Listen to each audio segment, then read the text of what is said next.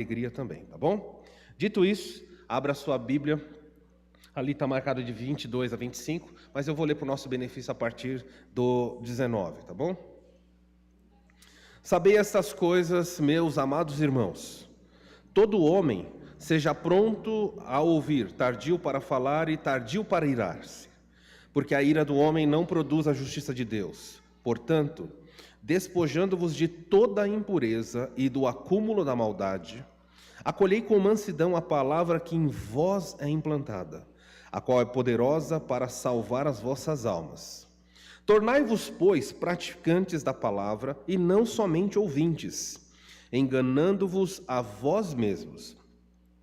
Porque se alguém é ouvinte da palavra e não praticante, assemelha-se ao homem que contempla num espelho o seu rosto natural, pois a si mesmo se contempla e se retira, e para logo se esquece de como era a sua aparência.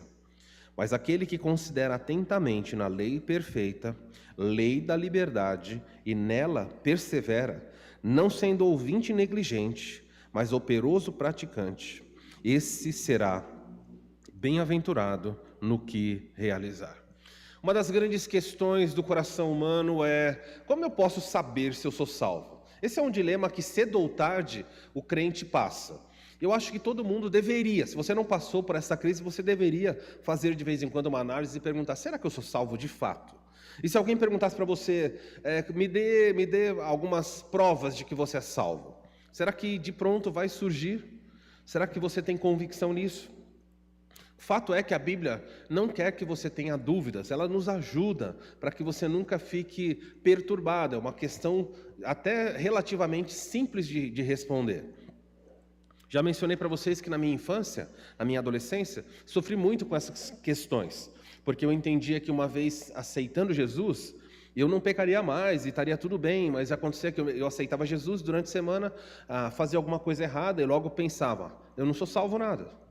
Então, você precisa passar por certas crises para que você tenha convicção e falar: eu sei que eu sou salvo. E se alguém perguntar por quê, você vai dizer: sou salvo por causa disso, disso, disso. Ok? Nós sabemos que a única forma de alguém ser salvo, todos nós que estamos aqui, para ser salvo, o crente, a pessoa perdida, precisa reconhecer o seu estado. Saber: eu sou pecador. Eu sou pecador. Como é que eu sei? Eu nem preciso da Bíblia para saber que eu sou pecador. Eu sou pecador, basta você olhar os seus pensamentos, sua atitude, sua prática. Se você já fez alguma coisa errada, você sabe que você é pecador.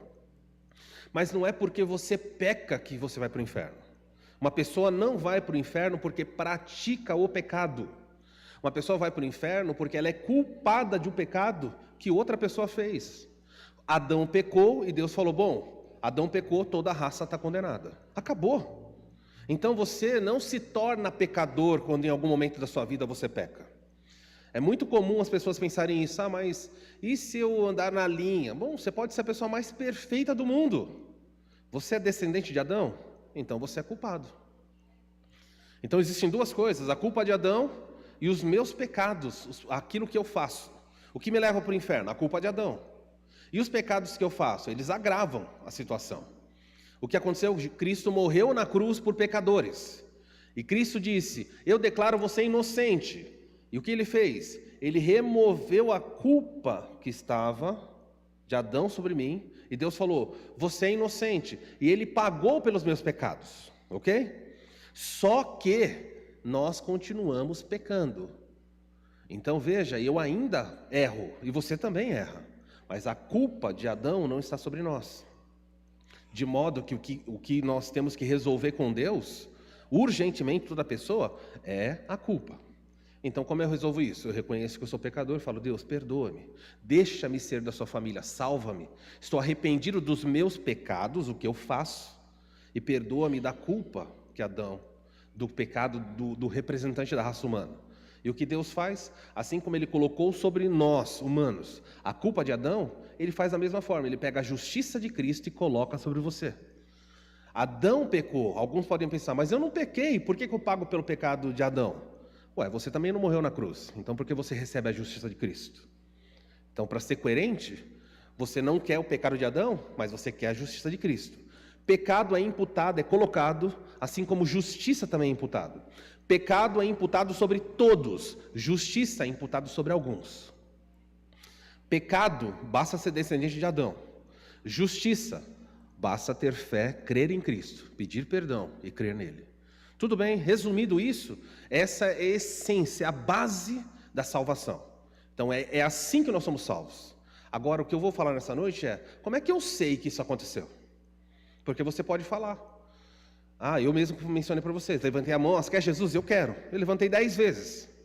Então, como você sabe que essas coisas aconteceram de fato na sua vida?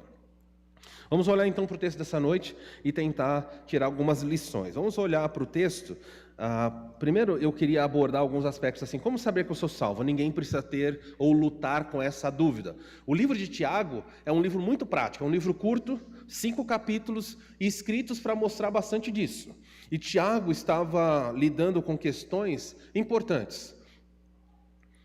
A carta de Tiago ela é tão prática em mostrar como ser salvo, que alguns entenderam errado. Porque Tiago começa a falar sobre prática de obras. E as pessoas entenderam, será que Tiago está falando que eu sou salvo pelas obras? Tiago não está falando que você é salvo pelas obras. Mas Tiago vai ensinar claramente que a fé verdadeira, ela se manifesta em obras. As obras revelam algo. Então, o que eu faço revela o que eu sou. É assim.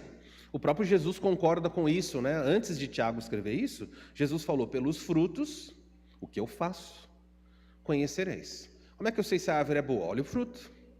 Então, você pode dizer para todo mundo, eu sou salvo. O que você diz é importante, mas não é determinante. O céu... o inferno está cheio de pessoas que professaram fé. Eu creio, eu sou, Senhor, louvado seja o Senhor. Falar é importante, mas não é determinante. É possível falar e não viver. Por isso, você hoje tem que olhar para a sua vida e fazer o seguinte teste, alguns testes simples. Vamos aplicar à nossa vida os testes da palavra de Deus. Como não dá tempo de eu passar por todo o livro explicando, eu estou aqui no capítulo 1, eu vou pelo menos usar o capítulo 1 como base para provar algumas coisas. Como é que eu sei que eu sou salvo? Como uma pessoa pode saber? Em primeiro lugar, você tem que fazer o seguinte teste. Qual é a sua reação à provação? A Bíblia nos diz que a forma como eu vou reagir à provação, às lutas e provas da vida, como eu vou reagir a isso, prova se eu sou salvo ou não. Capítulo, nós já vimos alguns domingos atrás. Olha o verso 2, o capítulo 1, verso 2. Meus irmãos, tende por motivo de toda alegria ao passardes por várias provações. Então você sabe que o verdadeiro crente, ele tem uma postura diferente diante da provação. Ele consegue olhar para a prova na qual ele foi colocado, nas lutas que ele enfrenta, e ele consegue de alguma maneira se alegrar, sabendo que Deus tem um plano. O ímpio, o incrédulo, ao passar por provações, ele amaldiçoa a Deus, ele xinga, ele blasfema, ele murmura. Então, como é que eu sei se é um crente? Você coloca 2 pessoas na provação e veja qual é a reação da pessoa. Essa pessoa consegue olhar para Deus e falar, Deus, eu não entendo o que fazes, mas obrigado porque o Senhor não desistiu de mim. Eu não entendo porque estou passando por essa doença, por essa luta, por essa adversidade, mas eu sei que o Senhor não mudou. E o ímpio? O ímpio vira e fala assim, você não tem o direito de fazer isso. E aí começa a amaldiçoar Deus, xingar Deus. Quer saber se você é um salvo? Faça a prova da sua reação diante da aprovação. A aprovação chegou, como você reage? Basta você ver no seu trabalho. Basta você olhar para os incrédulos que você conhece, acontece alguma coisa e você fala bom dia. Ele fala bom dia por quê? Ele não consegue ter alegria. Ele não consegue lidar com uma disposição correta. O cristão, ele consegue, apesar dos problemas, seguir. É isso que mostra o cristianismo. O versículo 2 a 4 fala, meus irmãos, tende por motivo de toda alegria o passar das provações. Verso 3, sabendo que a aprovação da vossa fé, uma vez confirmada, produz perseverança. Mas eu queria só me concentrar no 2 e no 4, tá? O 2, olha o 4. Ora, a perseverança deve ter ação completa para que vocês sejam perfeitos e íntegros em nada deficiente. Deus nos prova porque Ele olha para a sua vida e descobre que existem coisas que não crescem, naturalmente não vão surgir, sem que sejam estimuladas. Aprovação necessariamente não precisa ser um castigo de Deus. Tem pessoas que acham, estou no meio de uma aprovação. Deus está me castigando. É errado. Deus disciplina você quando você erra. Você está fazendo uma coisa errada, então você saiba que Deus vai te disciplinar. Mas pode ser que você não esteja fazendo nada de errado, e Deus traga uma prova na sua vida, não para punir você, mas Ele identificou que tem uma área da sua vida que está raquítica, que precisa ser desenvolvida. Por exemplo, Ele fala assim, o meu filho precisa desenvolver dependência. Como eu faço? Eu pergunto a você, você depende de Deus? Você, claro, todo mundo vai dizer, eu dependo de Deus. E aí Deus fala, vamos provar? Vamos verificar se é verdade? Ele vai e tira o seu emprego. Ele vai e tira os seus bens. E agora, você vai ter a oportunidade de provar se você depende dele, ou se você depende dele só quando você tem dinheiro no banco, quando você tem saúde, quando você tem... E assim vai. Pode colocar o que você quiser. A prova é quando Deus vem e toca. Se você lembrar do livro de Jó, você vai ver que foi exatamente disso. Deus falou para Satanás, você viu meu servo Jó? Homem justo e íntegro como ele não tem. O diabo falou, é claro. O Senhor o cerca com tudo de bom. Faz o seguinte, toca na vida dele. Ele depende do Senhor? Depende. Então tira os bens dele. E aí num único dia de 24 horas, ele perdeu os 10 filhos e todo o seu patrimônio, tudo. E o texto termina dizendo que Jó se prostra e adora. Foi provado, e no final ele foi reprovado ou aprovado? Foi aprovado. E o texto termina dizendo, e em tudo isso ele não pecou. E Deus pergunta para o diabo, em outra ocasião, viste o meu servo Jó? Homem justo e íntegro, não tem como ele. E o diabo falou, é claro. Carne por carne, o Senhor está mexendo em outras coisas, mas toca no corpo dele e você verá que ele te amaldiçoa. E olha, há pessoas que não se importam de perder os bens, não se importam de perder o emprego, mas se Deus tocar na saúde, aí vão falar barbaridades para Deus. Quer saber se você é um salvo? Faça o teste da sua reação quando a aprovação chega. O teste da aprovação, veja se você persevera. O segundo aspecto. Quer saber se você é um crente? Veja como você reage na aprovação. É com alegria? Depois, você persevera? Há pessoas que vão embora, falam, não quero mais saber de igreja, desde que eu vim para a igreja, as coisas pioraram. Eu achei que eu ia ficar rico e não fiquei rico. Eu achei que eu ia ter saúde o tempo inteiro, não tenho. O meu casamento agora está abalado, antes estava tudo bem. Agora, os meus amigos se afastaram de mim, é só problema, só problema. Alguns vão perseverar e outros vão embora. O versículo 3 fala, sabendo que a aprovação da vossa fé, uma vez confirmada, depois que Deus confirmou isso, produz perseverança. Como é que você, eu mencionei para vocês que Deus está fazendo coisas nascerem. Como é que eu produzo dependência? Eu tiro coisas. Como é que eu vou produzir perseverança? Eu coloco um problema e deixo o problema permanecer um tempo maior do que a pessoa está esperando. Porque uma coisa é, coloquei o desemprego, Deus traz o desemprego, e a pessoa fica uma semana e arruma outro emprego. Agora você ficar 1 ano desempregado, aí você vai descobrir que é perseverar. Você vai continuar orando? Você vai continuar agradecendo a Deus? A pessoa fala, você agradece a Deus, você continua indo na igreja, você é louco. Olha só, problema em cima de problema, você persevera. Igrejas, no mundo afora, no Brasil, funcionam assim. Muitas igrejas enchem-se de pessoas que estão atrás de coisas. E depois de 1 ano, normalmente é isso, depois de 1 ano, elas saem da igreja, ou porque não receberam, e vão atrás de uma outra igreja mais poderosa, como eles acreditam. Ou eles saem porque receberam, ou eles saem porque não receberam. Então existe na dinâmica das pessoas algo que Deus diz, quer ver um salvo? Veja se ele se alegra mesmo em meio à provação. Veja se ele persevera mesmo quando as coisas dão erradas. Quando o luto chega, quando qualquer coisa, perseverança. Versículo 12, olha o que ele diz. Bem-aventurado é o homem que suporta com perseverança a provação. Deus fala, como é feliz a pessoa que persevera no meio da provação. Porque depois de ter sido aprovado, a palavra é adokimos em grego, depois de ser testado e Deus colocar o carimbo de aprovado, receberá a coroa da vida. A coroa da vida é a coroa que é a vida, que Deus prometeu aos que o amam. Deus diz, por que ele fala assim, olha, bem-aventurado o homem que foi testado, e ele foi aprovado com perseverança. Ele não abandonou, ele continuou no caminho do Senhor até o fim. Ele vai receber a coroa da vida porque ele é um salvo. É a prova de que ele é salvo. Ele não saiu? Não. Jó abandonou Deus? Ele reclamou, ele teve um balançar, mas como é que termina a história de Jó? Ele vai lá e fala, bem sei que tudo podes, nenhum, Jó 42:5. Bem sei que tudo podes, nenhum dos seus desígnios pode ser frustrado. Falei de coisas grandiosas demais para mim que eu não conhecia, por isso abomina a minha boca no pó e na terra. E aí Deus vai reverter o fim da história dele, por quê? Porque ele passou esses 42 capítulos sendo provado, e no final ele foi aprovado, ok? Isso aconteceu até com Jesus.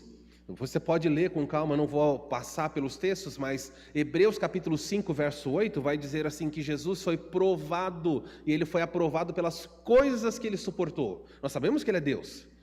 Veja, ele pode falar, eu sou o Messias. E Deus, o seu pai falou, vamos mostrar para as pessoas que você é o Messias. Então você vai ser provado, filho. E o que acontece? Jesus é batizado. Este é meu filho amado, o pai diz. Pega Jesus, depois de falar isso, leva para o deserto para ele ser tentado, ou seja, provado. Deus confirmou, Jesus é o meu filho. Jesus foi provado em dependência? Foi. Você está com fome? Manda essa pedra virar pão. Jesus falou, não vou fazer isso. Eu realmente estou com fome. E fazer a pedra virar pão não é pecado. Mas eu não vou fazer isso, porque nem só de pão vive o homem, mas de toda a palavra que sai da boca do meu pai. E o meu pai diz que eu tenho que ser dependente. Então eu posso esperar. O meu pai sabe que eu estou com fome. Quando ele entender que é hora de suprir o alimento, ele vai suprir. Agora vai para as igrejas hoje à noite no Brasil, está cheio de gente dizendo, eu não aceito, eu determino, eu não aceito que você faz, eu ordeno que isso mude na minha vida. Olha o que tem de crente nessa noite, mandando pedra virar pão, meu Deus. Talvez até aqui nesse culto você já mandou umas pedrinhas, não mandou não? Olhou, Deus, amanhã eu tenho certeza, eu ordeno que esse problema suma amanhã. Aí Deus olha para você e fala, já que você ordenou, né, eu não ia fazer, mas o que eu vou fazer agora? Aí de mim se não fizer, né? Os crentes têm que amadurecer. Outro aspecto da reação, por fim, é esse, Quer saber se você é um crente? Qual é a sua reação quando a aprovação vem? Alegria, ao invés de reclamação e murmuração. Perseverança, ao invés de abandono. Em último aí, oração. O crente ora, ele pede sabedoria. O problema vem, o crente faz o quê? O verdadeiro crente, não o que acha que é crente, mas o crente de fato, ele fala, Senhor, eu não sei o que fazer. Não sei mais como lidar com os meus filhos, não sei como lidar com o meu casamento, não sei como suprir essa dificuldade que eu estou passando. Por favor, e aí Tiago diz, se alguém tem falta de sabedoria, peça a Deus que a todos dá liberalmente, 1:5, e nada lhe impropera, Deus não joga na cara. Peça, porém, com fé, em nada duvidando, pois quem duvida é semelhante à onda do mar, impelida e agitada pelo vento. Não suponha esse homem que alcançará do Senhor alguma coisa, homem de ânimo dobre, inconstante em todos os seus caminhos. O crente, ele não pode ser alguém que um dia, uma semana confia em Deus, outra não confia em Deus. Uma semana ora, outra não ora. Uma semana se alegra, a outra murmura. Isso é marca de quem não anda com Deus. E Deus diz, não suponha que uma pessoa que é assim vai receber de mim alguma coisa. O crente, ele persevera. Não é que nós não temos altos e baixos. Eu estou falando que o crente não pode ser como a onda. A onda, ela fica o tempo inteiro, ela vai de um lado para o outro, de um lado para o outro. Você não pode ser um crente fiel e na outra semana ser inconstante. Então, se você pede algo para Deus, ele fala assim, peça, porém, com fé. Fala, Deus, ajuda-me. A Bíblia não mente, diz que Deus dá sabedoria aos que pedem. Passou no primeiro teste? Se eu perguntasse para você, você é crente? Olhando para isso daqui, estou descrevendo você, uma fotografia da sua vida, você fala, Deus, obrigado porque eu sou isso. Ou talvez você tenha que olhar e falar, Deus, tem misericórdia de mim. Nada do que foi dito aí está na minha vida. Ou o terceiro caso, você diz, Deus, me ajuda porque tem áreas que eu preciso ainda melhorar nisso daqui. E aí, primeiro teste. Mas a Bíblia não para aí, o segundo teste. Primeiro qual é o primeiro teste para saber se eu sou salvo? A minha reação, a aprovação. Segundo teste, é a minha reação à tentação. a palavra perasmos no grego é a mesma palavra. A palavra perasmos, ela significa tentação e provação. Isso torna difícil os tradutores, porque é a única palavra para descrever duas coisas. Você só sabe quando é uma tentação pelo contexto, e você só sabe quando é uma provação pelo contexto. Mas basicamente assim, a palavra é a mesma, mas o objetivo é diferente. Deus prova, o diabo tenta. Então isso precisa ter muito claro. É a mesma situação, dois agentes estão atuando ali. O diabo, por exemplo, vou trazer para o contexto prático, fica mais fácil. Você está desempregado. E você está precisando, você começa a orar e fala, Senhor, me ajuda, eu tenho uma dívida que eu preciso saldar hoje, uma conta que eu tenho que pagar para não cortar a luz de casa, a água de casa, me ajude. E lá está andando você pela rua, você se depara com uma carteira no chão. E você olha, a carteira está bem recheada. Glória a Deus, né? Senhor, o Senhor provisionou para a minha vida, que bênção, Deus. Aí você pega a carteira. E aí você, antes de ver de quem é a carteira, não sabe, você vê que está cheia de dinheiro, cheia. Aí você fala, Deus, obrigado. Só quando você abre, tem documentos dentro e tem o endereço da pessoa. O que você pensa como crente? Achado não é? Não está lá na Bíblia isso? Achado não é roubado? Você falou, Senhor, obrigado, eu achei. Deus ajuda quem sai pela rua procurando carteira. Quem perdeu é o problema da pessoa. Às vezes, certamente o Senhor está disciplinando essa pessoa deve ser um relaxado. E aí você começa, o diabo começa a dizer para você, é seu, fique. E o Espírito Santo diz para você, devolva a pessoa que está precisando. Você está vendo a mesma situação? Provação e tentação. Deus está dando para você a oportunidade de você depender dele e fazer o que é certo. O diabo está tentando você a desobedecer a Deus e ser desonesto. Mesma prova. Tudo bem? Como é que você reage quando a tentação chega à sua vida?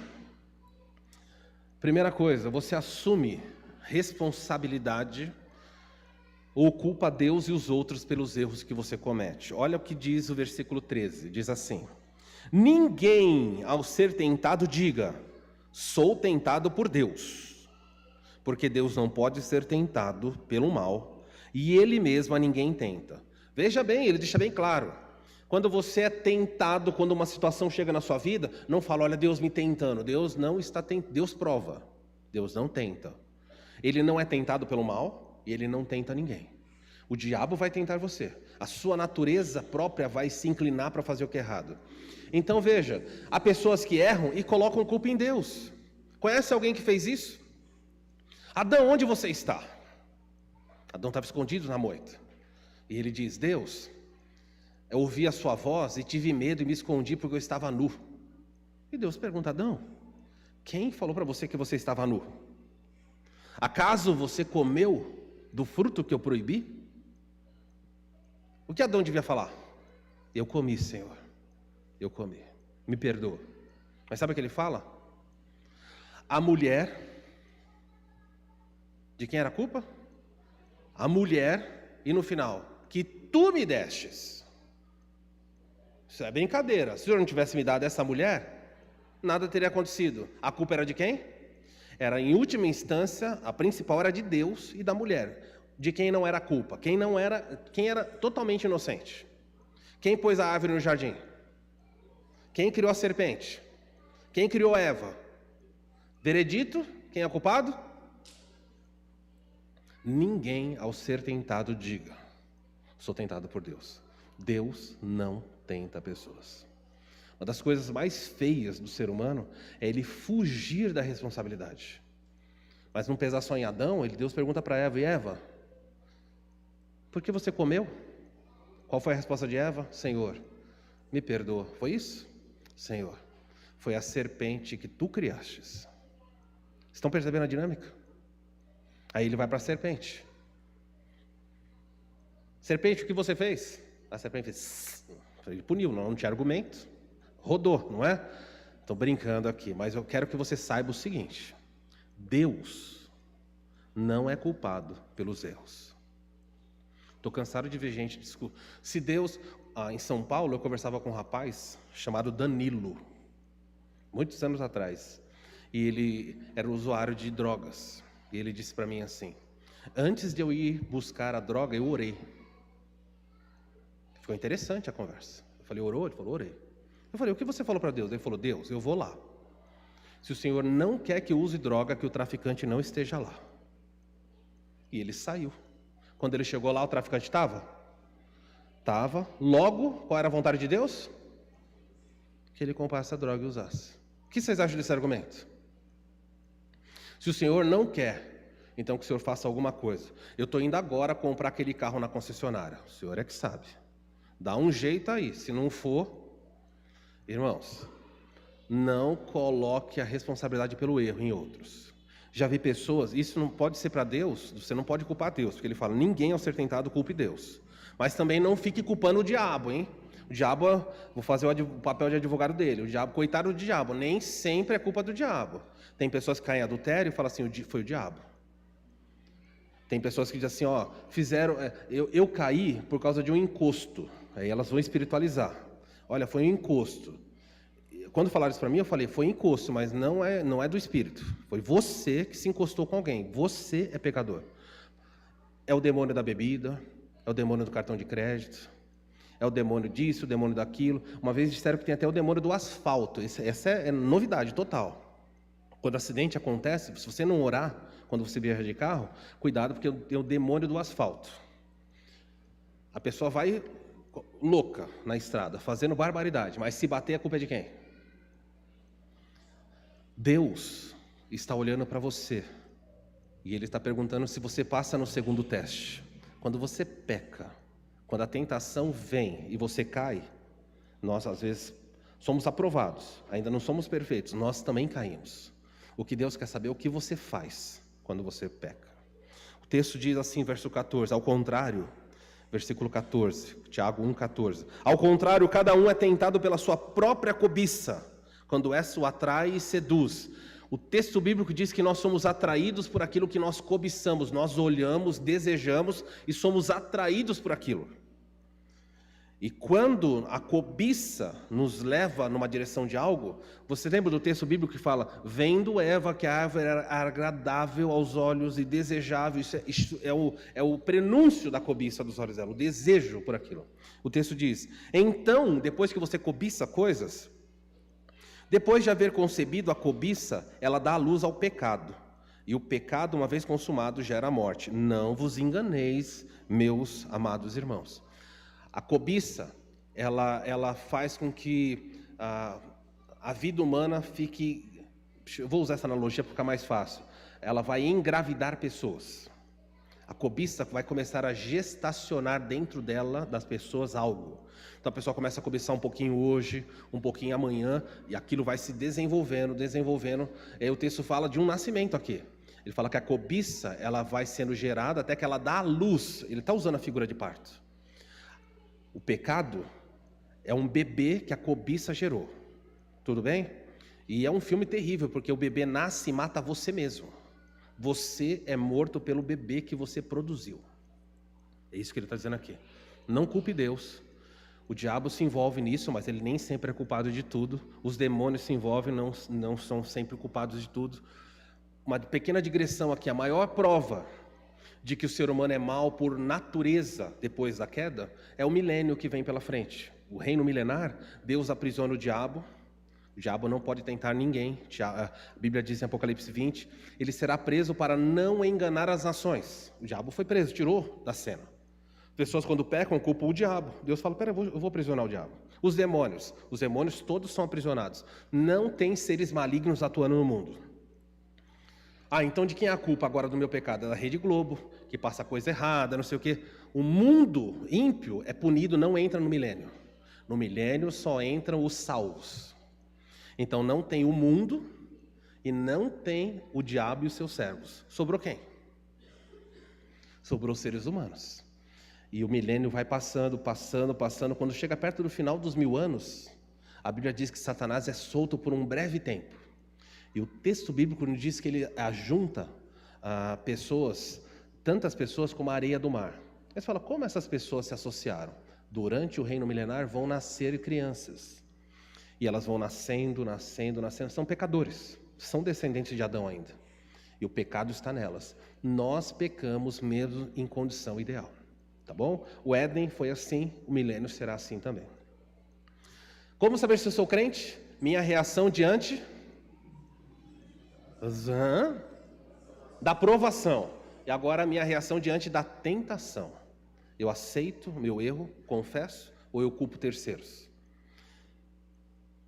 Terceira, agora é o texto dessa noite, né? Agora eu vou poder começar a pregar a mensagem. Abra a sua Bíblia aí. A terceira prova em Tiago de que você é um crente, só no capítulo 1, é a sua reação diante da orientação. E agora pega um pouquinho, porque Deus olhou como você lida na provação, alegria, perseverança e oração.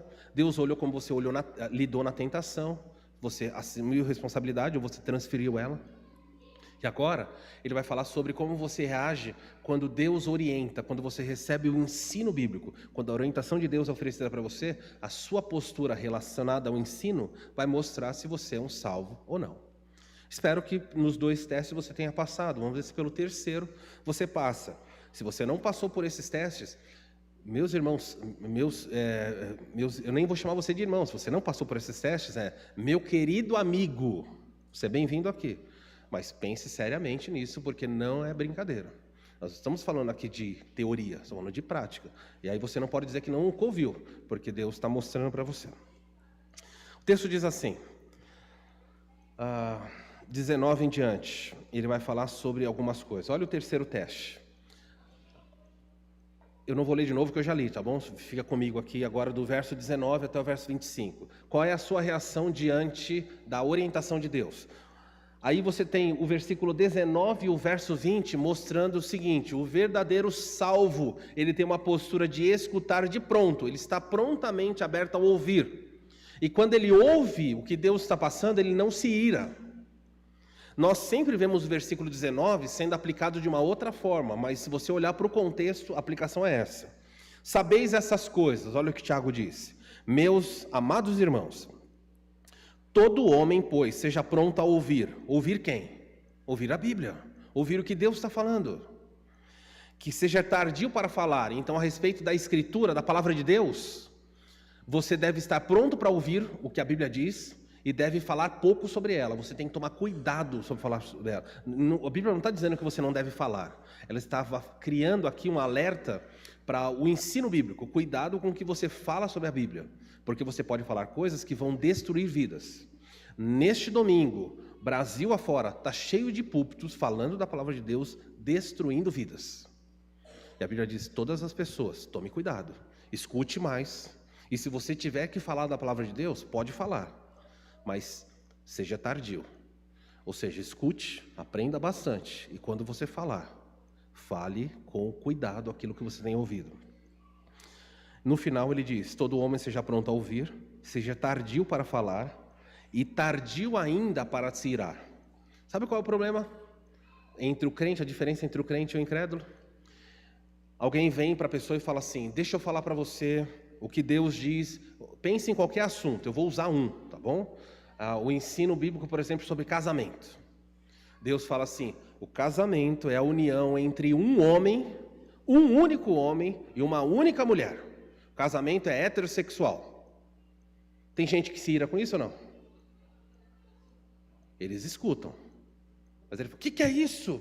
Preconceito. Começa. A Bíblia está deixando claro quem é salvo e quem não é. A Bíblia diz assim, o casamento é entre o homem e uma mulher.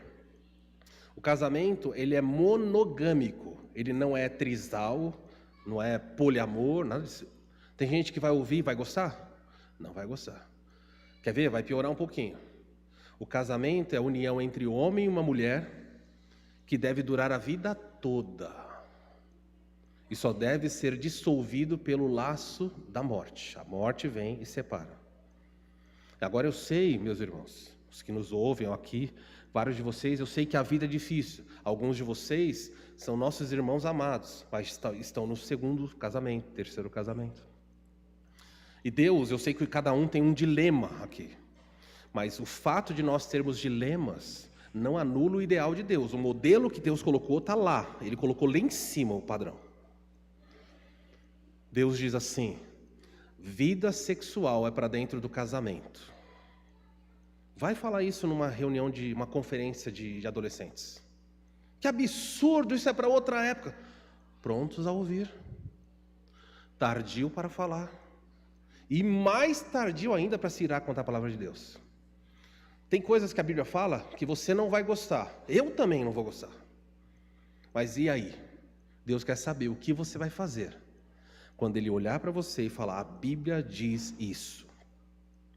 Aí você descobre quem é o crente. Tem gente que fala: vou embora, nunca mais volto nessa igreja. Sem problema. Não tem problema. Se você está acompanhando pela internet, já tem gente desligando, já mudando. Sem problema nenhum. Porque nós não estamos aqui para agradar pessoas. Eu não posso falar só o que eu gosto.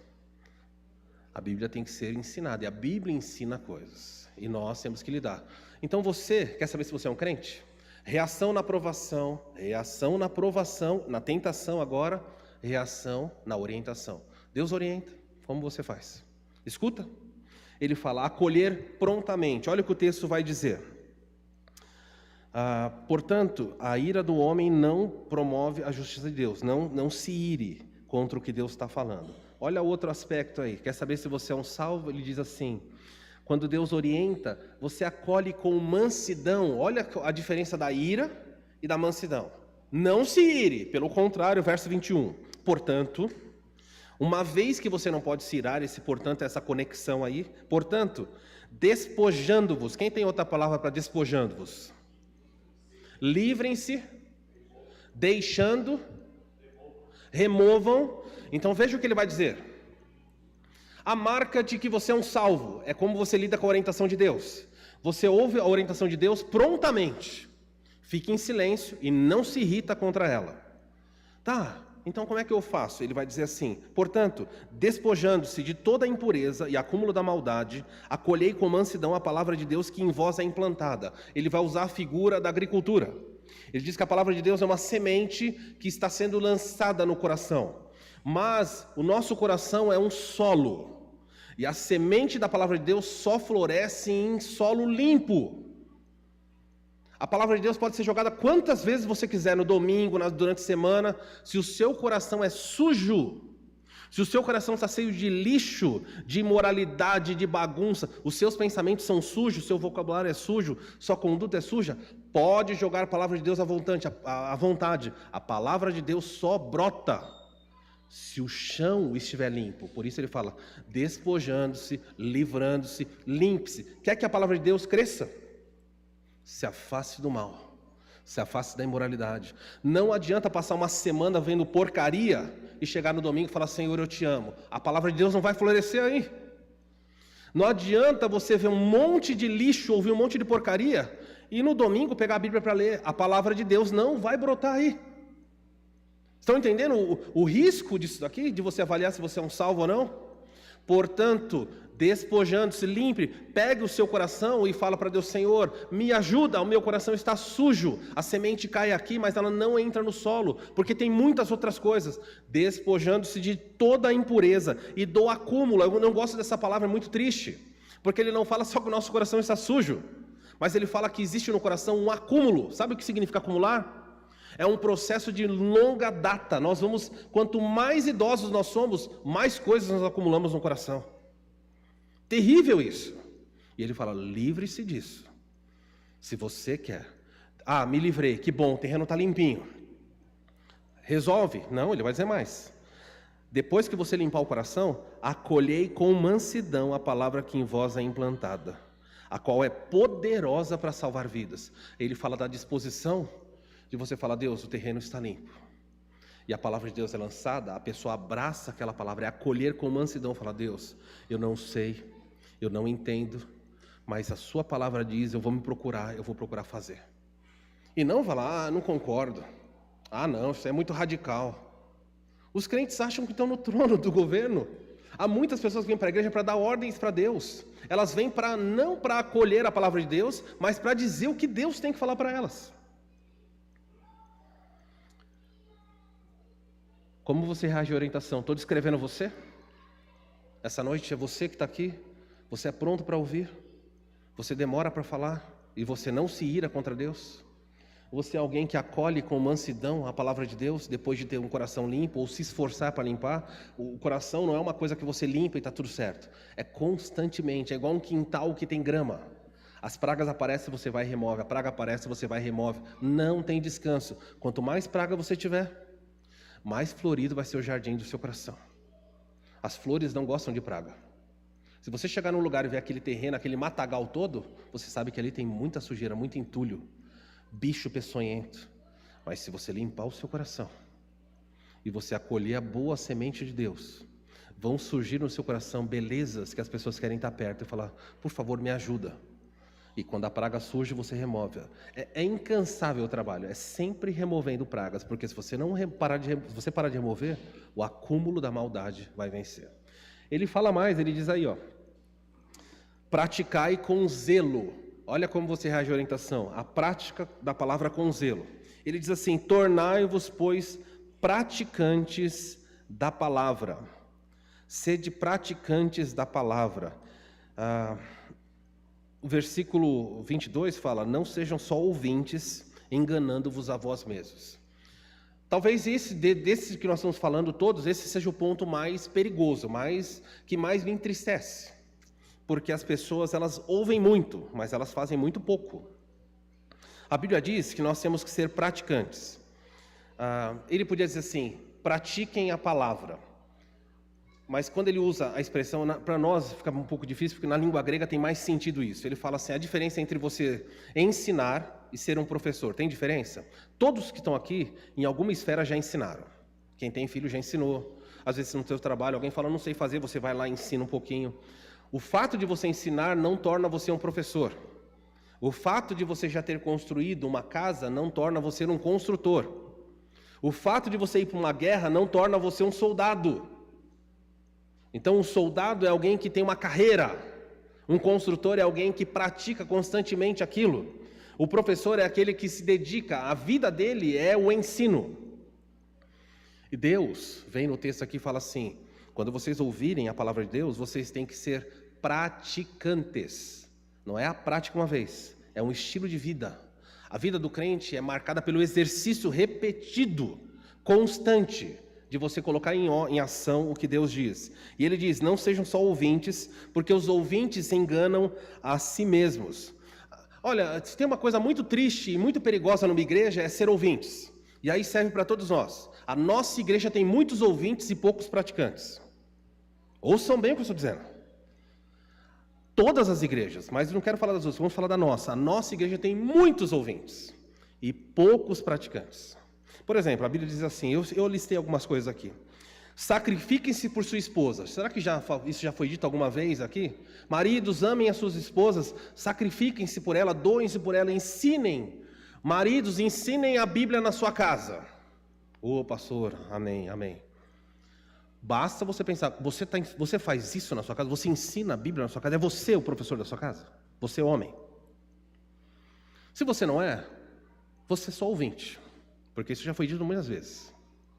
Esposas, submetam-se aos seus maridos como a igreja submete-se a Cristo. Já ouviu isso? Já ouviu? Você é submissa em casa?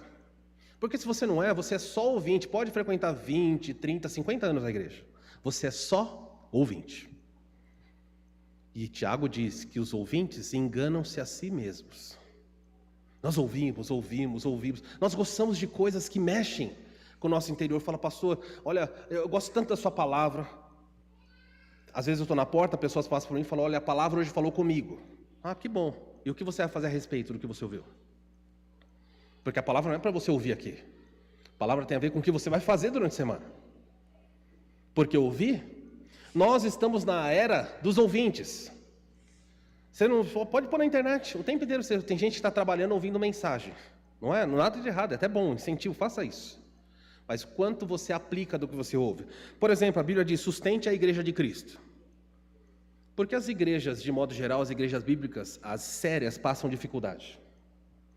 Se Deus fala que num povo tão grande a igreja deveria ser sustentada, por que as igrejas passam dificuldade, enquanto igrejas que vendem rede, vassoura, o óleo ungido, não sei o que, elas prosperam? Porque há pessoas nas igrejas sérias que são ouvintes, mas não são praticantes. Elas vêm domingo após domingo, sentam na igreja, escutam a mensagem, mas nunca se envolvem no sustento. Nunca se envolvem no sustento missionário. Há pessoas, filhos, deixa eu falar, não sei quantos estão aqui, a Bíblia fala assim, obedeçam aos seus pais. Quantos pais têm problema porque os filhos são rebeldes? Os filhos respondem. Há pessoas que são criadas pelos tios, pelos avós. Os avós falam, obedeçam. Entra por aqui, sai por aqui. É ouvinte, mas não é praticante. Não dá para classificar como salvo. Há filhos rebeldes que estão afrontando os pais. E não são só filhos adolescentes, filhos pequenos. Como eu mencionei, há crianças que batem nos pais, que mordem os pais.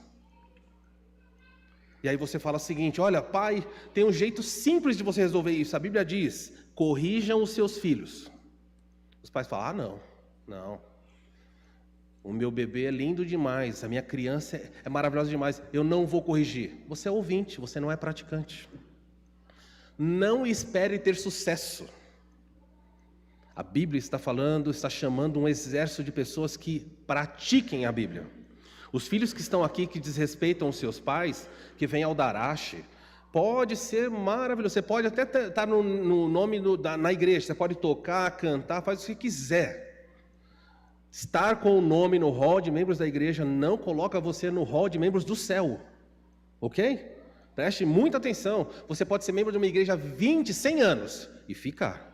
Porque o que determina se você é salvo é se você é praticante. Eu gostaria de ter muito tempo para passar pela Bíblia mostrando. Jesus disse, um exemplo só. A quem comparareis o homem? A quem eu irei comparar o homem que ouve as minhas palavras e as pratica? Lembram o que ele compara?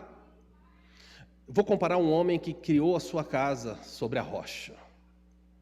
E os que ouvem a minha palavra, o outro também ouviu e não pratica. Será semelhante ao que construiu a sua casa sobre a areia. Os dois ouviram, mas um deles praticou. Então como é que você sabe se você é um salvo? Não é vir ouvir, é vir fazer, é vir praticar. O cristianismo autêntico, ele não é visto só aqui, ele é visto nos outros dias da semana, quando você sair por aquela porta, o cristianismo começa. Temos que mudar isso.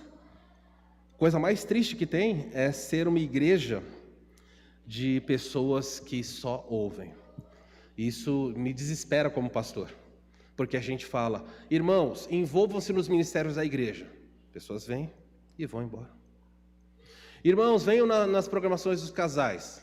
Ouvem e vão embora. Irmãos, vai ter tal atividade. Ouvem e vão embora.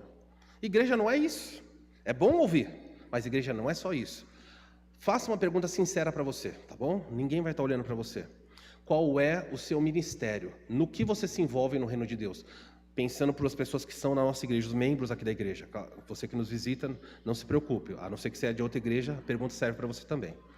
Qual é o seu ministério? Onde é que você serve na igreja? Porque a gente fala de servir. Onde você serve? Se você não serve, você é só ouvinte. Continua sendo ouvinte. Ok? Eu já fui aluno ouvinte. Eu tinha concluído o meu mestrado e voltei para a aula. Queria muito assistir uma aula. E não podia me matricular na matéria porque eu já tinha graduação, já tinha o curso superior. E eu falei, eu posso ser aluno ouvinte? Eles falaram, ok. Sabe a diferença do aluno ouvinte para o aluno matriculado no curso regular? Eu ia para a mesma sala, eu ouvia a mesma aula, mas eu não precisava fazer o trabalho. Eles faziam o trabalho e entregavam, eu só ouvia. Cara, nossa, vai ser difícil. Eu falo, não sei. Eu era aluno ouvinte. Tem crente ouvinte? Tem crente ouvinte. Mas vamos trabalhar. Eu não estou matriculado. Pastor, só ouvinte. Espero que Deus desperte a sua vida, porque nós precisamos mudar essa igreja. Essa igreja precisa mudar.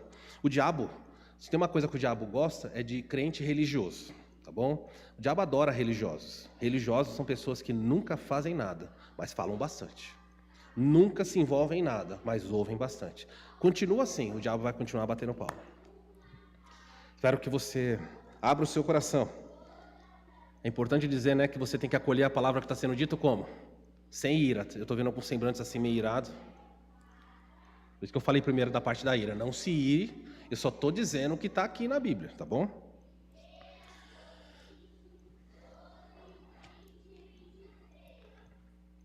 Como saber se eu sou salvo?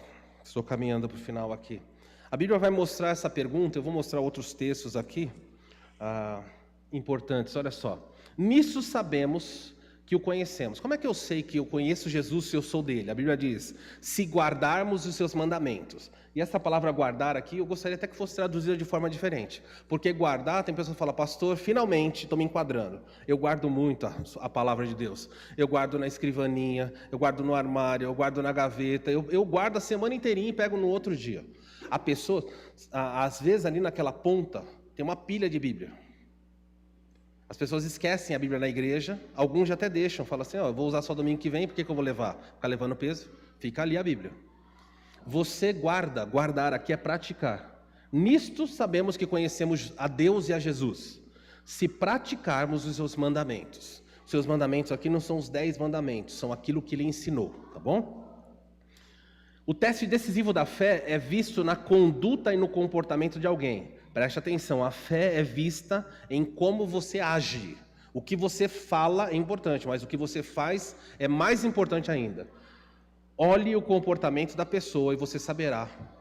Pais que estão aqui, que têm filhos adolescentes, olhe para o comportamento dos seus filhos e diga para eles, o seu comportamento não é de alguém salvo.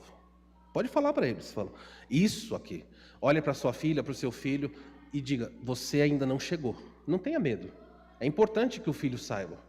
Temos que lembrar isso aí. Olha aí, assim como o amor a Deus é visto na obra, o ódio a Deus também é visto na obra. A hostilidade a Cristo também se manifesta na conduta de uma pessoa. Olha o que diz João 14, 24.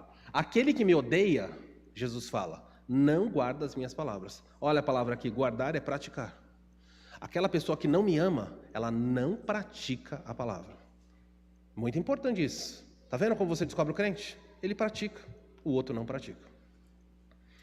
Aquele que diz que o conhece, 1 João 2,4, aquele que diz que o conhece e não pratica os seus mandamentos, é mentiroso e a verdade não está nele. Não tem como tornar isso mais claro. Você é conhecido pelo que você faz. A linha de demarcação entre o santo e o pecador, na Bíblia é muito clara. É a prática, é a conduta. Olhe para os frutos, pelos frutos vocês conhecerão. 1 João 3,10. Nisto são manifestos os filhos de Deus e os filhos do diabo. Veja aqui, é um texto bem pesado, porque ele divide o mundo só em 2 grupos. Não tem zona cinzenta, neutra. Ou você é filho de Deus, ou você é filho do diabo. Como é que eu sei quem é filho de Deus, filho do diabo? Olha o que a pessoa está fazendo. A prática dela. Aquele que não pratica a justiça não é de Deus. Pode ter nascido na igreja, pode ser batizado, pode ser... Não importa. Aliás, nós temos que orar por essas pessoas. É mais perigoso, nós temos que amar mais e orar mais por pessoas que crescem na igreja e acham que são crentes independente do que fazem. A Bíblia deixa bem claro, ó, quem não pratica, não vive na prática do que Deus pede, é filho do diabo. Não se ofenda, pelo menos desperte e fala, Deus, eu hoje estou identificando a minha filiação. Salva-me, é uma oportunidade, porque ser filho do diabo e achar que é filho de Deus é a pior tragédia que uma pessoa pode ter. Aqui está a linha divisória na prática deles, ó. Não é uma questão de discurso, é uma questão de prática de vida. Olhe para a vida e resolveu a questão. A pessoa pode falar muitas coisas. Olhe para a vida de um pastor, olhe para o púlpito que é pregado, um professor, um diácono. O que ele fala é muito bom, há grandes oradores, mas olha para a vida. É a vida deles que vai mostrar o que está lá dentro. Aplicação do texto. Preciso terminar hoje. Ó. A maior evidência da salvação em uma pessoa é a obediência ao que Deus ensina. Então, a maior de todas. Quer saber se a pessoa é um salvo? Olha se ela é obediente. É isso que marca a transformação de vida. É maravilhoso ouvir. É maravilhoso ouvir com pureza, que ele falou com santidade, né? E submissão, aceitando a palavra de Deus. É maravilhoso ouvir com humildade, mas só ouvir não basta. Ouvir não substitui o fazer. Isso aqui na Bíblia é cristalino. Ouvir é bom, ouça, mas não substitui a prática. Se você não praticar, não adianta. O maior medo de um pastor, e é o meu, um pastor de uma igreja, né? O maior medo de um pastor bíblico é que sua igreja ouça tantas verdades e pratique tão pouco aquilo que ouve. É desesperador. Que Deus nos ajude, cada um de nós, eu e você, a praticarmos a palavra. Qualquer resposta, ouça aí, qualquer resposta à Bíblia que não seja obediência, eu estou respondendo a palavra de Deus. Se não for obediência, é engano. A admiração sentimental pelo pregador, prazer no estímulo mental e euforia emocional por descobrir verdades é um engano se nada mudar na vida. Tem pessoas que vêm na igreja porque gostam do que o pastor fala, gostam daquele estilo de pregação. Tudo isso é engano. O diabo deita e rola. Eu gosto lá porque eu sempre estou aprendendo. Isso não muda a sua vida. Não muda. As pessoas dizem, eu acho que Lutero disse o seguinte, não lembro qual foi, eu acho que foi Lutero, que disse assim que ensinar a Bíblia para incrédulos é tornar um diabo mais sábio. É você colocar muita informação na vida de alguém que não serve para nada. A Bíblia não foi dada para encher cabeças, mas para transformar vidas. A Bíblia não foi dada para você ficar um cabeção de conhecimento.